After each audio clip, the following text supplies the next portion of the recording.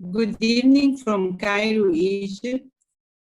Your Excellency, Ambassador of Argentina, Eduardo Antonio Barella, our guest speaker, Piñeiro, our valued viewers, Director of Diwan Egypt. I'm honored, and we are all honored to welcome you to the fourth event in the series of Latin American Literature Week in Diwan, in collaboration with the Latin American embassies in Cairo. Our guest speaker tonight is the renowned Argentinian author Claudia Piñeiro. In an interview on her 3 published books, Widows of Thursday, أرامل الخميس, All Yours, كل لك, and Vertigo, which is translated into Arabic, جريمة في Buenos Aires. But before we begin, we welcome the Honorable Ambassador of Argentina to give his words. Your Excellency, you may speak. Thank you, Amal. Yes, it's a big honor for us to have Claudia Piñeiro with us this evening. When we first discussed this idea of having this interview with Latin American authors in the framework of the week, the Latin American Literature Week, our first option was Claudia Piñeiro. And this was, I would say, because of 3 reasons. The first reason is that Claudia is one of our most prominent writers nowadays in Argentina. One of the most read authors in Argentina, and one of the Argentinian writers with greater international projection. The second reason was that we think that Claudia's work is a very good representation of what is going on in Argentina in different levels. I mean, in the social, cultural, and even political dimension. Because her stories are deeply influenced, or they are soaked in the Argentinian reality of these days. Through reading her works, you can have a view of what are the debates, the conflicts, the cracks affecting Argentine society, and how all these conflicts and debates are have very deep roots in our history and expression in our everyday life. We thought that this was a very important value in her work, and that one of the reasons we thought it would be very pertinent to have her in this event. And the third reason is that Claudia knows Egypt. He was here a couple of years ago. She presented a book in the Cairo Book Fair, and not only she knows Egypt, but Egypt knows her, because, as you said in your presentation, there are 3 books translated into Arabic by Claudia, all of them published here in Egypt. And not only that, according to what Professor Rasha Aboudi says in our inaugural event, there are some PhD candidates and master candidates in the Spanish universities teaching Spanish here in Cairo. They are working on Claudia Piñeiro's work. So for these reasons, we thought that this is very pertinent to have her in this interview. And I think that this is something that we will enjoy, all of us will enjoy very much. Thank you, Amal. Thank you very much, Your Excellency. Okay, so now we will start, and I start by, hello, Claudia, how are you? Nice to have you with us. Hello, nice to meet you. Thank you, the ambassador, for your words, and thank you, Amal, for the invitation, and Santiago for the translation. Yes, we have with us from the embassy a diplomat, Santiago, and I need to pronounce the name right, Santiago Moniz Royce. Let me start from the very beginning. with you, okay? Because I read your 3 novels and they're really beautiful. But I want to ask you about your relationship with the literary word. I mean, at what point in your life you felt the urge to write? You felt you want to write something, and how it started? Bueno, hay muchos escritores que dicen que empiezan a escribir a partir de una determinada lectura. Dicen, tal libro me atravesó y a partir de su lectura quise escribir. Yo creo que en mi caso y en el de otros escritores el proceso es anterior. Hay una necesidad casi ontológica de escribir y luego uno busca lecturas y necesita aprender cómo escribir. So I think that many writers, they say that they start writing after having read the book. But in my case, I feel that writing came very much before that. And I felt the urge to write, and reading books actually helped me to develop my skills as a writer. Desde que yo sé escribir, desde que soy lectoescritora, escribo. Había una necesidad de expresarse a través de la palabra escrita, que es una palabra diferente a la palabra oral, ¿no? Y lo que durante mucho tiempo tuve que hacer es un recorrido para reconocerme como escritora, que es muy distinto. En mi familia no había ni escritores ni artistas, entonces me llevó mucho tiempo entender que yo podía ser escritora. For me, writing has been a process because there aren't many writers in my family. So for me, it was a path of learning and to find myself and to find the way to write. Bueno, entonces cuando yo terminé el colegio secundario, yo quería estudiar sociología, que no es una carrera exactamente ligada a las letras, pero es una carrera humanística, pero era la dictadura militar en la Argentina y en la universidad pública, en la UBA, que era donde yo iba a estudiar, se cerraron todas las carreras humanísticas y tuve que elegir entre lo que quedaba y terminé estudiando economía. Pero siempre la escritura estuvo presente, siempre estuve escribiendo y siempre asistí a talleres literarios y traté de formarme en aprender cómo escribir, que era lo que necesitaba hacer, ¿no? So when I finished school, I wanted to study sociology, which isn't exactly writing, but it's a humanistic career. But at the time I was meant to start university, there was a military dictatorship in Argentina, and all these sort of careers closed. So instead of sociology, I had to study economy. But even if I studied economy, I always try to keep on learning through, for example, workshops to try to develop my writing.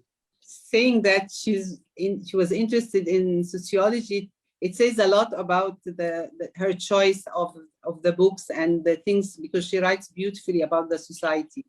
Not a question, but it came to me when she said that. Okay, so we'll move to speaking of sociology and the society. I find two of your books, أرامل الخميس and جريمة بوينس آيرس. Both of these books, Thursday Night Widows and Vertigo, the setting is in a gated compound or a gated community, like a residential compound. I would like to know what triggered you or what made you choose this as a setting for these two novels. Bueno, en la primera novela de las dos que vos mencionás, Amal, que es Las vidas de los jueves, cuando yo escribí esa novela, primero tuve una imagen disparadora, que es un cuento de Cheever que se llama El Nadador, y que transcurre en un lugar muy parecido en los Estados Unidos en los años 50, en una comunidad cerrada parecida a estas comunidades. Pero además, yo quería contar los años 90 en la Argentina. Vos dijiste, recién mis novelas tienen algo de sociología o de mirada sociológica, y es cierto, porque las sociedades son un personaje más de mis novelas. Las sociedades donde transcurren esas novelas son un personaje más. Y en los 90, en la Argentina, ese tipo de comunidades eran, me parecía a mí, una forma de contar lo que estaba pasando muy clara.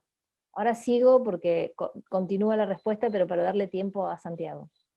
For my first novel, I was inspired, or a novel that I had read by an American author in the 50s that's called The Swimmer,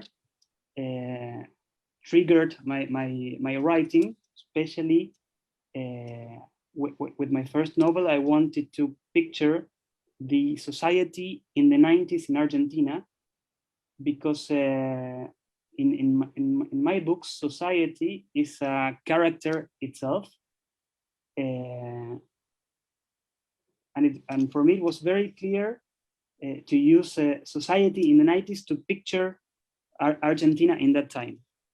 But although this kind of places are very, very useful to be used as the cuarto cerrado de noir novel. El cuarto cerrado, ¿cómo se dirá? The closed room. The closed room in the noir novel. So o sea, lo digo, ahora me mezclé todos los idiomas, pero quería decir que además de todo, un country como estos, donde es tan difícil entrar y salir, donde cada persona que entra tiene que ser revisada, tiene que mostrar documentos, tiene que salir por una única puerta, entrar por una única puerta, para el policial negro, y estas novelas tienen algo de policial negro, es un lugar muy parecido al planteo del cuarto cerrado de la novela policial, como puede ser el cuarto cerrado de una novela que transcurre, no sé, un cuento, una novela de Poe o de Sherlock Holmes o cualquiera de esos, que son el famoso cuarto cerrado de la novela negra, ¿no? The gated neighborhood, or as we call it in Argentina, the country, that's the word we use in Spanish, it's a very good example of what other authors such as Poe or other writers that wrote black novels. It's a very good example of the concept of closed room, because anyone that's entering or exiting the closed neighborhood has to show their IDs, has to go through security. So it's a very similar concept to the one of a closed room, the closed neighborhood. Y con respecto a Vertigo, y en relación con Las vidas de los jueves, pasó algo peculiar. Con Las vidas de los jueves fue una novela que leyó más de 500.000 personas en la Argentina, ¿no? Que es una cifra extraordinaria y que tiene que ver con que había, digamos, más allá de los valores que puede tener el libro o no, tiene que ver con que también había mucha gente que quería que le contaran qué sucedía en esos lugares cerrados, ¿no? Pero cuando yo escribí esa novela es absolutamente ficción, no tiene nada de hecho real, ni nada que se le parezca, y está contada desde los personajes que viven dentro. La mirada es endogámica, cuentan los que viven ahí. Cuando escribí Vertigo, habían pasado determinada cantidad de cosas en la Argentina, que muchas veces asociaban mi novela con algún hecho puntual que no tenía nada que ver, que era casual que hubiera sucedido concomitantemente con la ficción, pero que de alguna manera me adjudicaban a mí poderes premonitorios o visiones especiales que no existían. Y entonces Vertigo de alguna manera me llevó a divertirme de esta situación y decir, bueno, vuelvo a ese lugar, porque no sé, Santiago, si estás pudiendo anotar bien o si quieres que pare, ¿no? Pero a mí me pasaba que cada vez que robaban en un country me llamaban desde las 6 de la mañana para ver qué opinaba yo de lo que había pasado en ese lugar, y yo no tenía la menor idea de lo que había pasado en ese lugar, porque yo había inventado una ficción. Entonces, después de haber escrito Las vidas de los jueves, parecía que yo era el especialista sobre cualquier tema que pudiera suceder en un lugar así. Y lo que hice con Vertigo fue, en vez de alejarme de eso, ¿no? Porque yo podría haber dicho, no escribo nunca más sobre estos lugares, decir, bueno, vuelvo a este lugar, pero además lo miro desde afuera. Los que cuentan en Vertigo, al revés de los que cuentan en Las vidas de los jueves, son los que entran, no los que están adentro. So the Widow of Thursday was very widely read in Argentina? And what is interesting about this first novel is that what's going on in the story, it's actually told from the characters' perspective, from the people inside the story. O sea, lo cuenta la gente que está dentro del country, ¿no? Country. Todos los personajes son personajes que viven adentro. So every character that is telling the story lives inside the closed, the gated neighborhood. Whereas the next novel, Vertigo, it's different because the story is told from everyone that is outside the gated neighborhood. But son personas que entran al country, pero no son vecinos, sino que tienen que entrar a investigar un crimen. Entonces tienen una mirada de otro tipo, ¿no? They are not, in the second novel, in Vertigo, it's not neighbors. It's actually people from outside the gated neighborhood that have to go inside the neighborhood to investigate. And what is very peculiar or particular about the two novels is that at the time I wrote them, certain things or similar cases happened in Argentina that were in a way similar. The fiction I had written was similar to reality, even though my fiction was only that fiction. It was very similar to reality. So people were calling me, or journalists, or people in general were calling me in the middle of the night to ask me if I knew what had happened somewhere. And the truth is, of course, I had no idea, because what I had written was only that, was fiction. It wasn't any reality at all. But it was in a way similar to what was happening in certain places in Argentina at that time. Te da una posibilidad dramática, que es que los personajes tienen muchas relaciones entre sí. Si yo pusiera esos mismos personajes con esas características en un edificio de Buenos Aires, quizás no se estarían cruzando todo el tiempo, pero en este tipo de comunidades que parece que todos son amigos, que todos se conocen, que van al mismo colegio, que están en el mismo club, etc., hay muchas más posibilidades de cruces dramáticos que en un edificio más citadino, más anónimo, ¿no? Mm-hmm. So what is particular about the gated neighborhoods is that it gives the possibility for more dramatic encounters.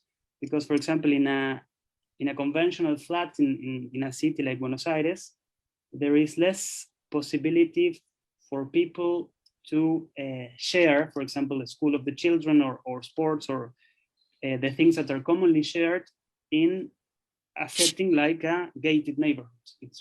There's much more interaction than in a normal flat. Okay, but this is, from what I'm hearing, it's the perfect setting for the type of story you want to tell. But at the same time, you don't just use it as a place where the action is happening. Actually, it's part of it defines the characters, and it affects the character, because in Thursday Night Widows, you brilliantly illuminated the struggle of the upper middle class and how they stretch themselves and their financial resources to have this facade of being in the lifestyle where you have the villa and the swimming pool and the private school for children, and and choose who to join or who not to join, and they have I remember reading this. I have like a quota or percentage of allowing certain people because of religion or race or whatever. So I'm saying this because actually in Egypt we have the same thing about this new idea of compounds, and people are stretching themselves to keep this, and there is so many sacrifices and things that are done. So can you elaborate more on this and how it was very well portrayed in the book? So can you tell me more about this in Argentina?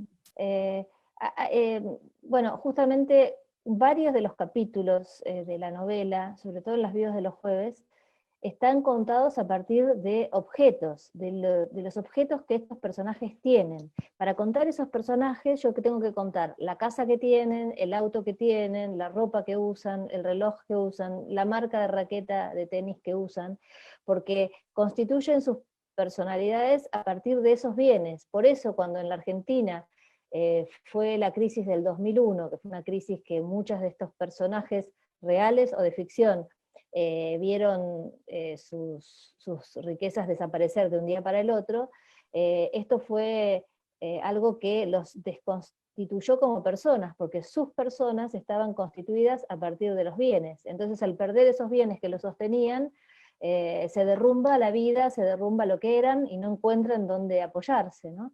Eso fue muy típico en la crisis del año 2001 en la Argentina. De todos modos, la Argentina es un país que va de crisis en crisis, o sea que eso fue en la crisis del 2001 y también puede haber sido en algunas otras crisis porque tenemos una historia llena de inconvenientes no resueltos, ¿no? Entonces, un poco la novela trabaja mucho sobre nuevos ricos, que quiere decir gente que pasa a ser clase alta, pero que no es que tuvo dinero toda la vida, sino que por negocios a veces grises, pasan a tener mucho dinero, y eso luego viene un cambio económico y va hacia otro lugar y vuelve a empezar la historia nuevamente, ¿no? So many of the chapters of, especially of the first novel, la primera dijiste, ¿no? La primera novela. Sí. Of the first novel are the personality of the chapters are actually defined by the objects that they own. For example, their house, their car, their watches, their racket, their tennis racket. So each of these objects, in a way, describes how the personality of the character is actually shaped. And what's particular about this novel is that it is the setting is the crisis of Argentina in 2001. In a year in which lots of people lost money and their status of living was diminished.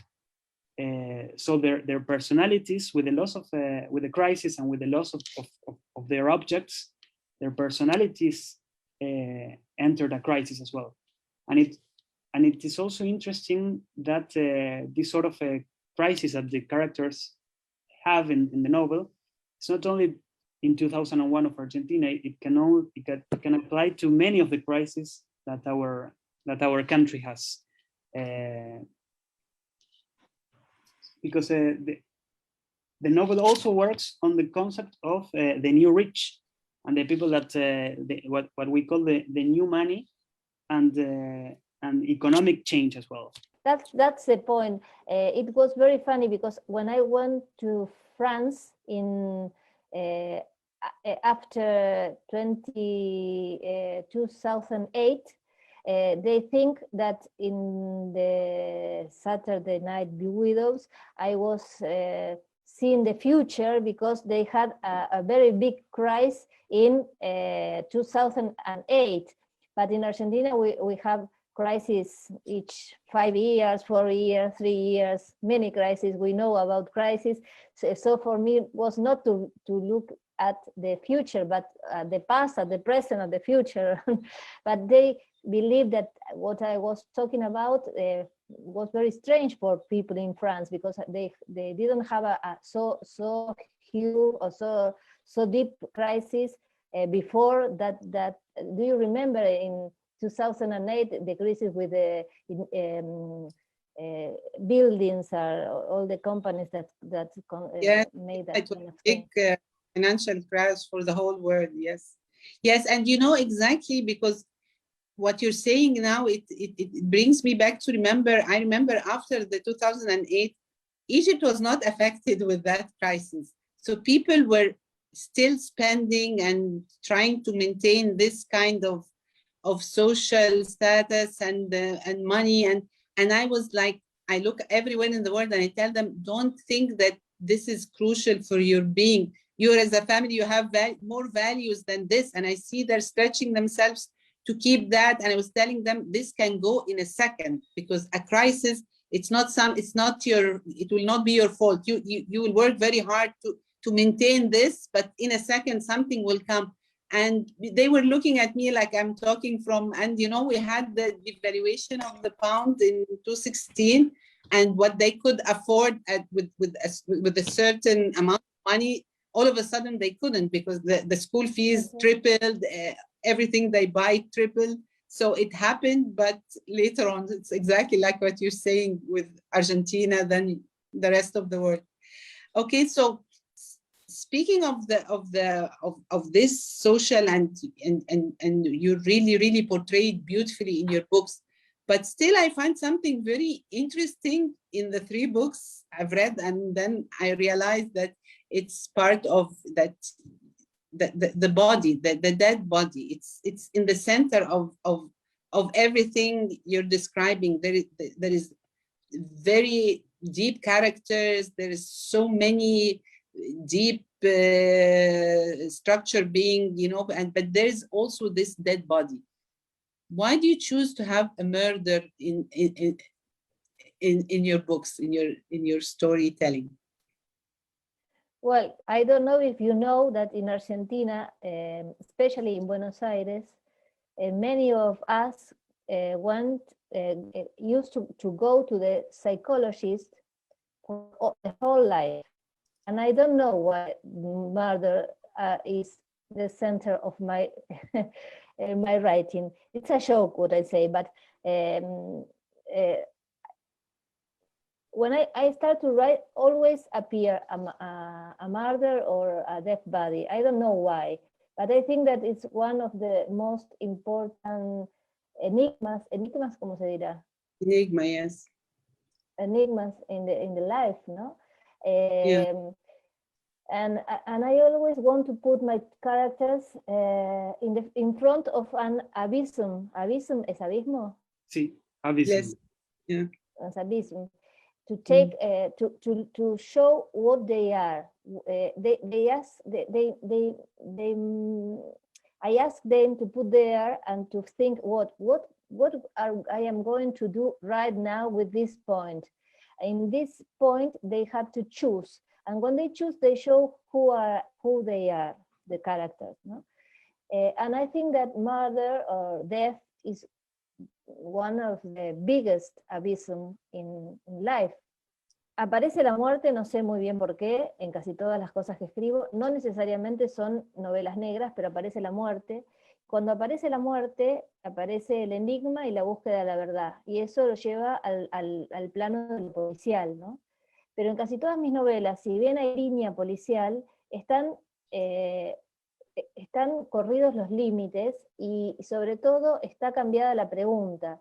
La pregunta típica de la novela policial es ¿quién lo mató y por qué? Y en mis novelas en general uno sabe quién lo mató, por qué, o eso no es lo más importante. Lo más importante son otras preguntas que hay alrededor de esa muerte.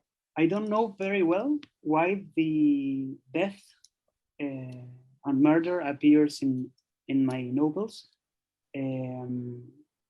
But what's important about that is what appears afterwards, which is the riddle or the enigma and the search for the truth,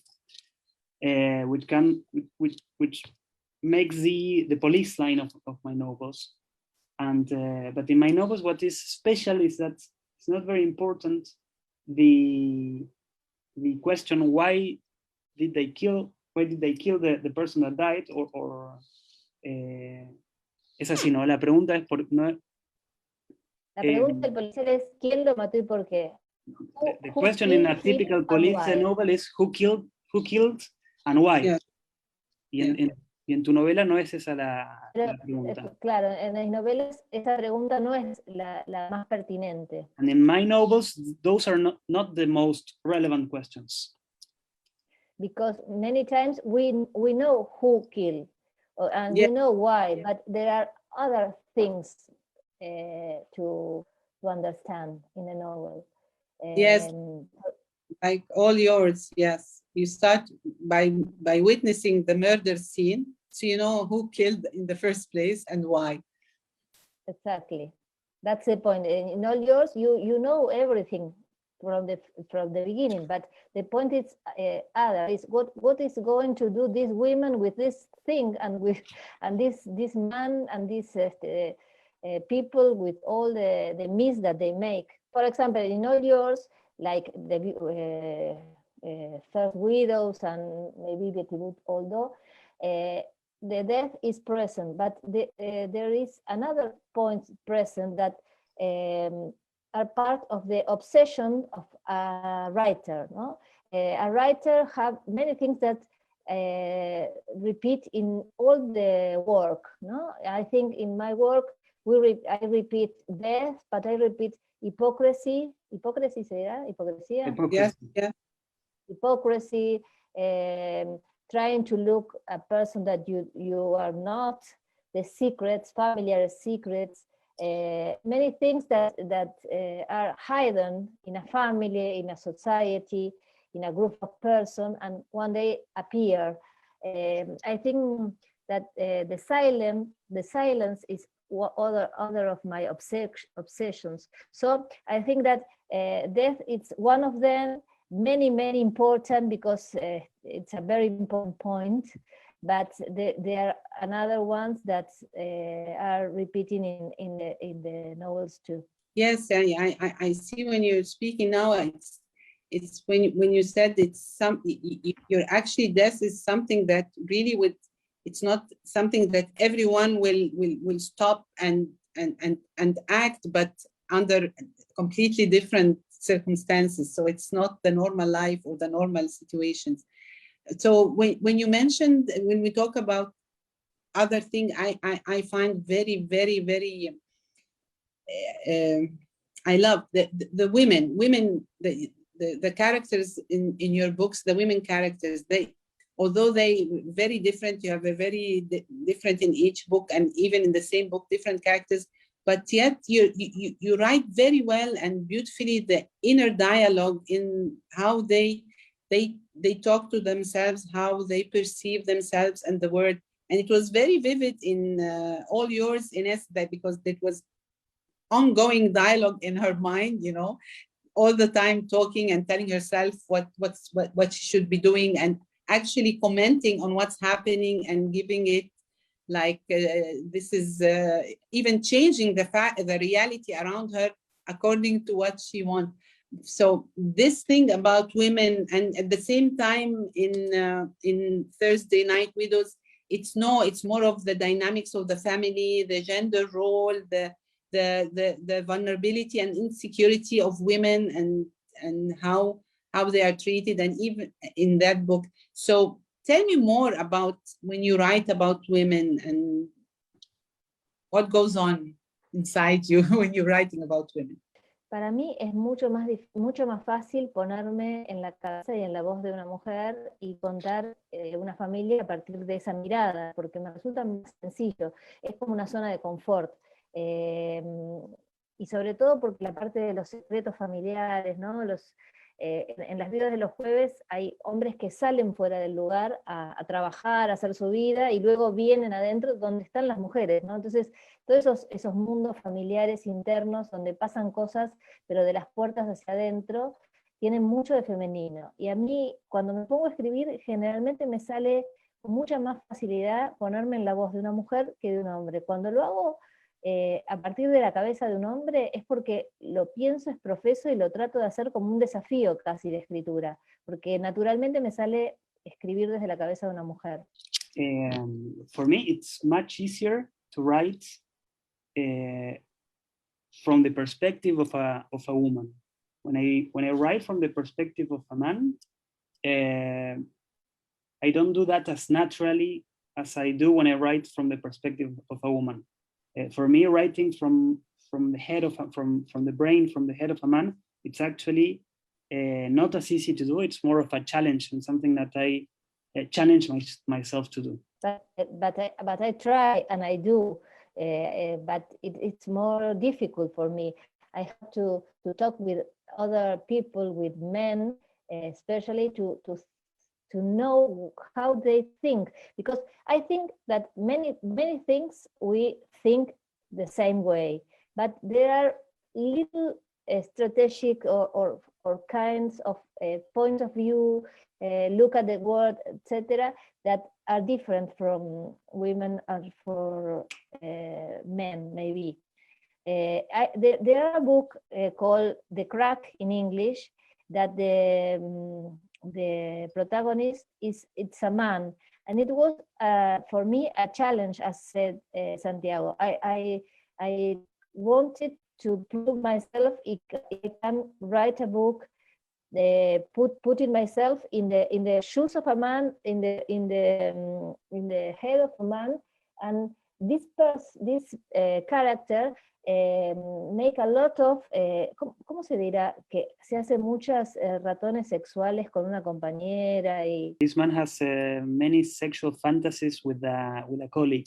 So I wanted to understand if it was just the same for women and for men, and I asked a lot of friends, men, to talk, to have a coffee and to talk about this point, because I wanted to know, but no one of them could talk me about this point. Only my brother said to me, yes, I will talk you, but he at the last time he didn't do that. Maybe they was afraid. They were afraid that I talk more than they wanted. I don't know, but I do all the same. The novel, it was very interesting for me, and I think that at the last time, women and men are not so different at all. We think we are more different than we are. Yes, and okay, so we'll stay with the women because it's a very important topic. And Ines, the character in All Yours, Kulilak in Arabic, this book is completely different for me because I just only read the 3 of your books, but this one is very different. And the character, there is this part that really, made me stop and think. When she was looking at her choices and what to do and what's the right thing to do, there was her mother's voice in her talking to her, and what her mother did, and it made her suffer and lose her husband. So what she, Ines, should do differently. So I would like to ask you, Yani, how much do you think the relationship between the daughter and mother is, and how are we affected by our relationship with our mothers and their experiences? Me pregunta cómo afecta la relación con la madre en la relación después con la hija, ¿no es cierto? Algo así. Dice que le llamó mucho la atención un personaje de tu libro que se llama Inés. Cuando evalúa sus opciones, aparece mucho la voz de su mamá todo el tiempo. Y si quiere saber cómo afecta en tus personajes o en general la relación entre madre e hija. Well, Amal, your question is very, very important and interesting, because I always think about who is the mother of a character. It doesn't matter if the mother will appear in the novel, but I always asking myself, who is her mother, or who is his mother? And mothers are very important in all my novels. And many times not to do the good thing, but the bad things.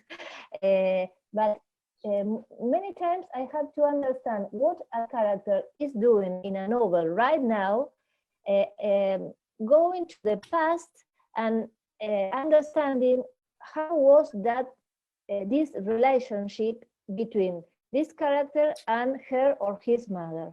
I think that it happens in all my novels. So death is a point of obsession, and I think that motherhood too in my novels. Yes, and now you're explaining this. This explains how deep your characters are and how real they are, all what goes in them. So speaking of women, I would like to ask you, Ian, how is modern women in Argentina now? How do you see them, and how are their struggles and desires are different from the older generation? Or can you tell us more about the modern woman? Bueno, lo primero es que no todas las mujeres en Argentina son iguales, pero voy a tratar de dar una respuesta general.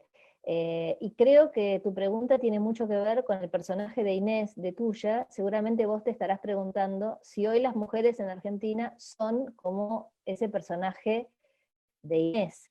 Y la realidad es que yo espero que no, y creo que no, porque las mujeres evolucionaron mucho en los últimos años en todo el mundo, pero en Argentina esos cambios fueron muy rotundos.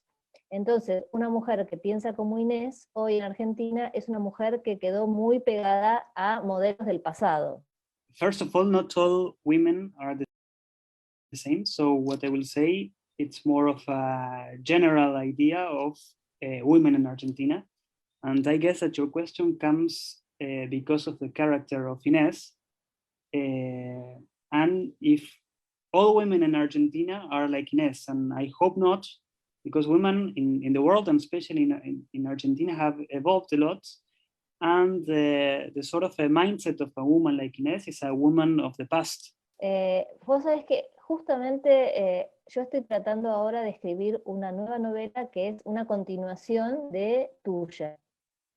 Y el problema que tengo es que esa continuación de Tuya es 15 años después, porque no voy a spoilear la novela, pero la novela termina de una manera en la cual ella probablemente en los próximos 15 años estará en algún lugar donde mucho no va a poder hacer. Entonces, en esta nueva novela tiene que volver al mundo, volver a la Argentina, 15 años después, esta mujer con esta cabeza, y se encuentra con una Argentina donde las mujeres salen a la calle, pelean por sus derechos, pelean por la ley del aborto, pelean para que no se las mate porque hay mucha violencia de género, etc. Entonces una cabeza como la de Inés, en un contexto tan diferente, me da mucho trabajo entender qué le va a pasar a esta mujer cuando se encuentre con una sociedad, desde el punto de vista de las mujeres, tan diferente a la que dejó. I am trying to write like this, a second like the second version of the novel Tuya, yours, and this is going to happen 15 years afterwards. And in these 15 years, Argentina has changed so much in terms of women's rights and the fight of women for gender equality and abortion, and their fight not to be killed. So it's very challenging to put this character, Inés, in this very new Argentina that has changed so much in terms of women's rights and the place that women have in society 15 years after the first novel. Yes, make a lot of sense. Okay, beautifully. Now I would like to move to talk about your writing style and the narrative you choose, because you have a very distinguished writing style, and you take us into the character head, and yet we're completely aware of the scenes and with every tiny detail. So at the same time, the internal, dialogue and feeling and emotions, and at the same time, we're part of the setting and the scene and the details.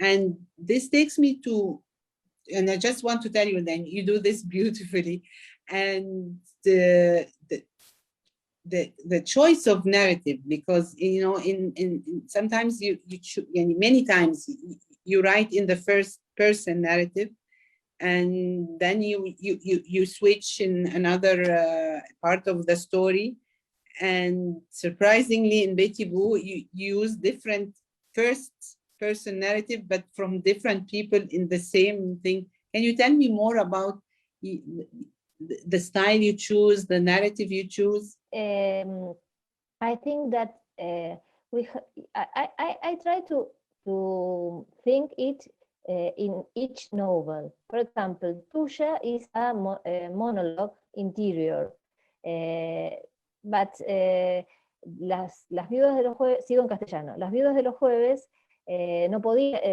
necesitaba otra estructura, y la estructura que necesitaba la viuda de los jueves era una primera persona, pero también una primera persona del plural, un nosotros. En las vidas de los jueves hay una tercera persona, cuando hablan los jóvenes, una primera persona, que es la mujer de inmobiliaria, pero hay sobre todo una voz que para mí era muy importante en esa novela, que es un nosotros, de la primera persona del plural, es la voz del rumor, la voz de lo que piensa la gente que vive en ese barrio, qué es lo que se dice.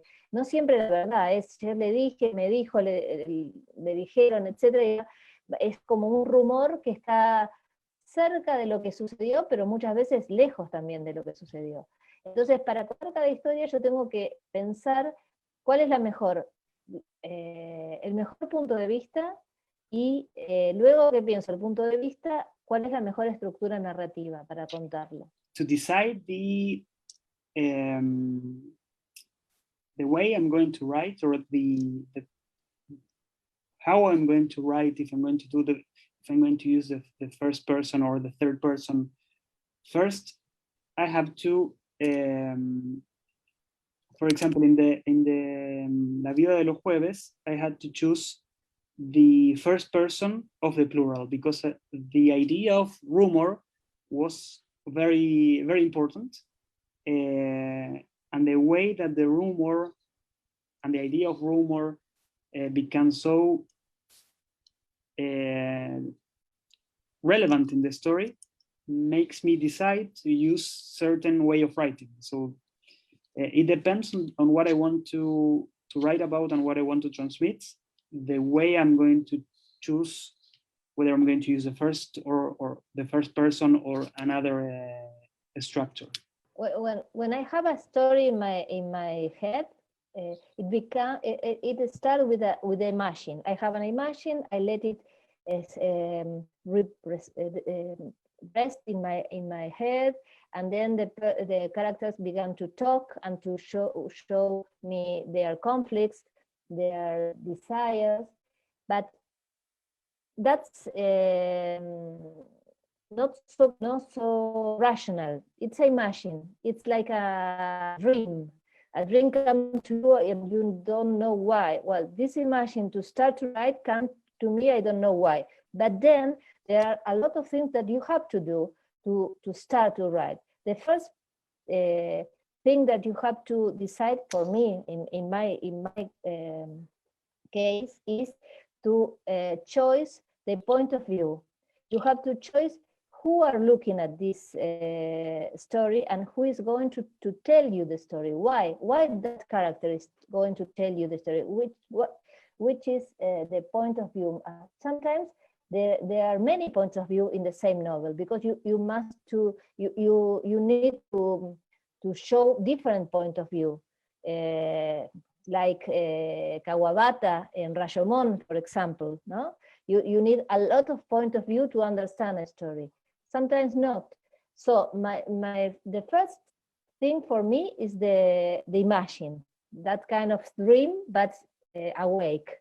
The imagine come to me, I let it rest in my head, and then I start to think about what is the best point of view to write or to tell a story. And then a very important thing for me too is the structure. The narrative structure, because sometimes it's happened to me. Many times I was, ¿cómo se dice? Soy jurado de un concurso. I am the jury of a contest.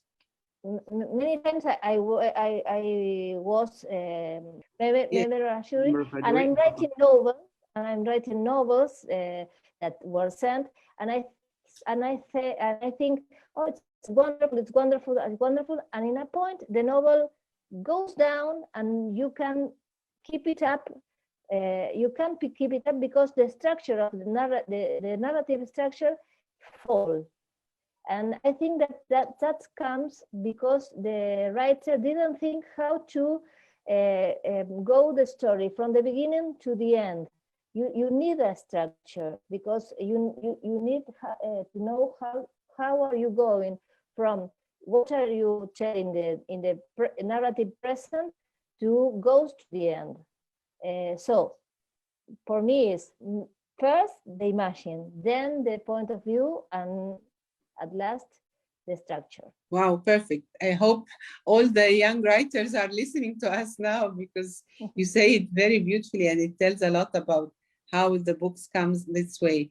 So speaking of this, and since we're discussing translated books, I would like to ask you, the first time you were asked that one of your, you were told that one of your books would be translated, what was the first language? It was German. In German. And yes, German. And Yeah. and all my books were translated to German, and my editor in Switzerland, because it's a Swiss publishing house. It's a wonderful editor. He published all my books, and he is very, es muy consecuente con todo lo que escribo, no sé cómo se diría eso. He's very consequent with whatever I write. Yes, and in the two countries where are more books of mine translated are German, Alemania se dice Germany, and Italy, Yeah. The two countries where more people read my books. I don't know why. Yes, strange. And yes, so, and then when the idea of an Arabic translation came to you, how did it feel? How did you think about it? Well, it's very difficult because I don't know all the language. I know very few languages. I talk a little bit of English, as you know. I read a little bit of French and Portuguese, but not other language. So you have to rest in the confidence that your editor will choose a very good translator. So you have to believe in your editor, and that he is going to make all the things necessary to keep your book in a good shape. And sometimes it's very, very interesting when a translator call you or write you to ask things, because it lets you to rethink, repensar, se podrá decir, rethink about your own choice in the language. When a translator call you and say, what are you trying to say with this word, these sentences? And it not always is a kind of only translate a word. It has to be why you choose that word and not another word. And you start to think, and why I choose that word? It is right that I choose this word and not another word. It's very interesting. I think that I like too much when a translator asks me about things in a novel, and always make me feel nervous about why the others don't ask me the same thing in the other's language, because maybe they don't understand, because it's always it's very, very our question very interesting and important. Ahora voy a decir algo en castellano. Yo tenía una traductora al holandés que hacía muchas preguntas, ¿no? Y una vez, y desde preguntas muy, muy sofisticadas hasta preguntas más sencillas. Y una vez, en Las Vidas del Jueves, yo digo en una frase, tal cosa no se va a pagar ni el día del arquero, ¿no? Porque no existe el día del arquero en Argentina, ahora creo que sí, pero no existió nunca. Entonces el dicho lo que quiere decir es que no se va a pagar nunca una deuda. Si se te dicen te la va a pagar el día del arquero, quiere decir que no te la va a pagar nunca.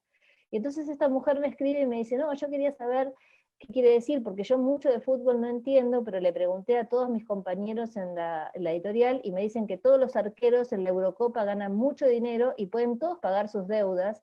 Entonces no entiendo cómo puede ser que no se pague una deuda en el día del arquero. Y entonces yo empecé a pensar, no, si ella no entendió esto, lo cual es lógico que no lo haya entendido, ¿por qué los de los otros idiomas no me lo preguntaron y qué habrán traducido?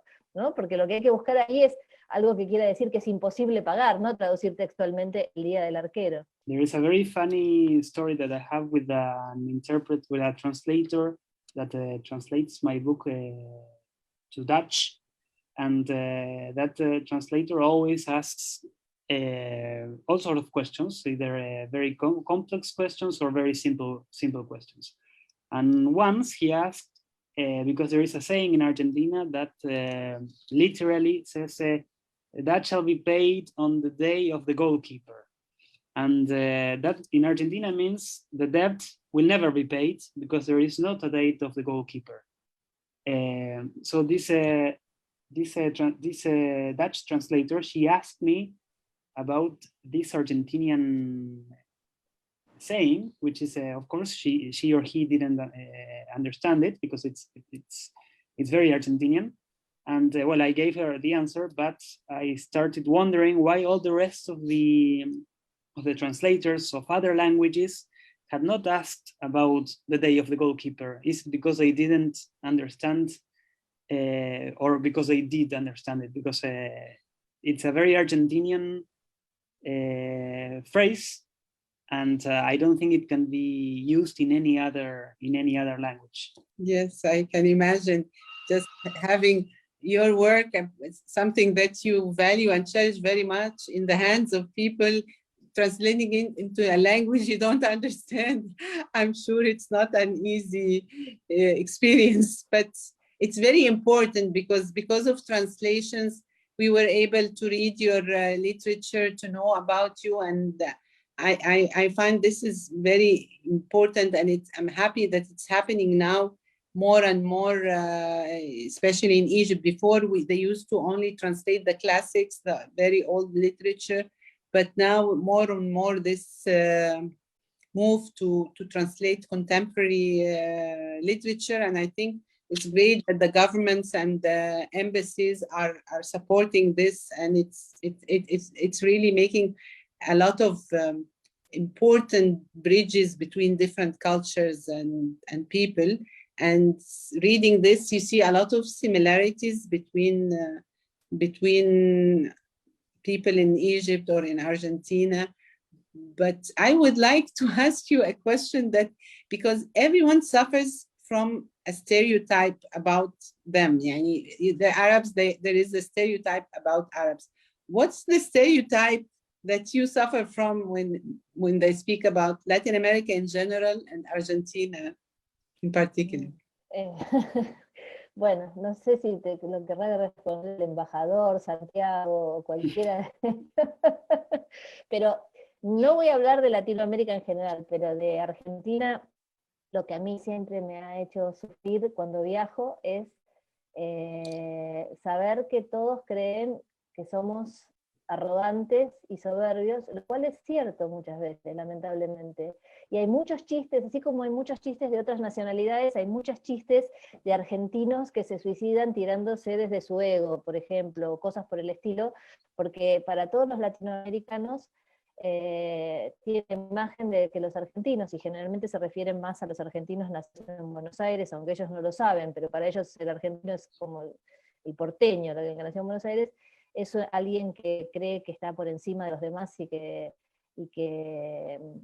tiene cierta soberbia, que no siempre es así, por suerte, y que uno se encuentra con un montón de argentinos que no lo son, pero que ese estereotipo está muy presente en toda Latinoamérica sobre la mirada sobre los argentinos. Después tenemos cosas bonitas también, pero bueno, yo empecé por las cosas. I think that this question should be answered either by the ambassador or by me, but well, I'm going to try to give an answer. What I have suffered the most, especially when traveling, and I'm going to talk about the stereotype of Argentinian, not the rest of Latin American countries, is that everybody believes or thinks that we are very arrogant.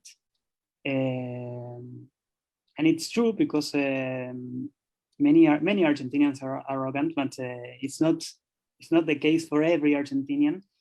And that this arrogance, it usually comes from the people that is born in Buenos Aires, and we are very much known for that. And that is the stereotype I have suffered the most. It's that everyone believes that Argentinians are arrogant. Una cosa mejor, ¿no? Me acuerdo que cuando estuve en Egipto hace unos años, como bien dijo el embajador, hablando con la gente de turismo, ellos comentaban que habían tenido una baja tremenda del turismo después de algunos incidentes políticos, me parece que fue la primavera árabe o algo por el estilo, no recuerdo exactamente, pero creo que ahí, y que fue a partir de ahí que bajó muchísimo el turismo en Egipto, y dice que los primeros que volvieron a viajar, y que ellos se lo agradecían muchísimo, eran los latinoamericanos, porque los latinoamericanos estamos acostumbrados a pasar por crisis, cuestiones políticas, revoluciones, lo que haga falta, y es como que tenemos una posibilidad de resiliencia, lo que llaman ahora resiliencia y adaptación y demás, que nos permite no tener tanto temor ante situaciones complicadas, como a lo mejor gente que vive en países donde su vida está más ordenada y donde digamos, lo que va a suceder es más previsible que en países quizás como puede ser Argentina y tal vez como puede ser Egipto, ¿no? What I find very interesting is when I was in Egypt a few years ago, and I talked to the people that work in tourism, they were telling me that the amount of tourists that were visiting Egypt had gone drastically down, especially after probably the Arab Spring or in 2011. And what the people told me, what the people that works in tourism told me is that one of the first group of people that resumed traveling to Egypt were Latin Americans. And I think that this happened because we are very used to overcoming crises of every sort, economic, social, and so on. And that's why I believe that Latin Americans resume their travelings to Egypt, because they weren't scared. They adapted very easily. So this takes me to the last question. How was your visit to Egypt? What's your experience? What an idea you had before, and what idea you went back home with? But I never thought that in a city could be so many kind of people in the streets and so many kind of cars in the streets. For example, I awake at the middle of the night and I look for the window and there were so many cars going, and I think, at what time these people rest? I don't know, because it's so crowded. It was amazing, many people, and when you have to cross the street, it was very difficult for me, and I tell a man that was accompanying us, I told him, I believe that many people could die crossing the streets like this manner, and he told me, they die. O sea, no sé si se entiende, pero mi duda era, si cruzamos la calle así con tantos autos y tanta gente, puede haber muchos accidentes, y él me decía, sí, hay muchos accidentes, como algo normal. Me impresionó una ciudad que hubiera tanta gente, nunca en mi vida había estado en una ciudad con tanta gente, y eso le da también muchísimo atractivo, ¿no? Ir a los mercados, ir a determinados lugares y estar siempre rodeado de cosas que pasan, ¿no? No solamente artículos y esencias y olores, sino también cosas que pasan todo el tiempo. Da la sensación que en el Cairo siempre está pasando algo, ¿no? Están pasando cosas. Y después, bueno, tuve la suerte de hacer todo el recorrido, además de las pirámides, de ir por el Nilo hasta Luxor y, bueno, ir a otras ciudades, y eso fue maravilloso, ¿no? El recorrido en el Nilo, y poder bajar en algunas ciudades que yo por lo menos las había estudiado en los libros de historia hacía muchísimos años atrás, pero que nunca me había imaginado que iba a poder conocer. I find it very amazing that Cairo is a city that is so not only crowded with people, but also with the sensations, with smells, with things. It's a very intensity where there is something going on all the time. And what scared me once was when I was crossing the street and I asked the guy that was next to me if there weren't any accidents when people were crossing the street like that, and his reply was yes, there are accidents every now and then. So that was an answer that impressed me, or I wasn't expecting such an answer. And I visited the pyramids, but besides the pyramids, I also visited the south of Egypt, like Luxor, and many other cities that are next to the Nile, and that I had studied during my childhood, but I had never thought that I would actually be able to visit such places. Y en esos lugares, cuando uno veía las inscripciones en las paredes y veías el año en que había sido hecha esa inscripción, te da una sensación de pequeñez de uno y de inmensidad de la historia, ¿no? Porque obviamente nosotros, Argentina es un país con una historia corta, o sea, es un país joven, nosotros no tenemos tanto pasado hacia atrás, y estar en esos monumentos y ver marcado en la piedra que alguien estuvo ahí y que anotó su nombre hace tantos siglos atrás, es un impacto histórico, ¿no? Es una sensación de tomar conciencia de la dimensión histórica que tiene ese país.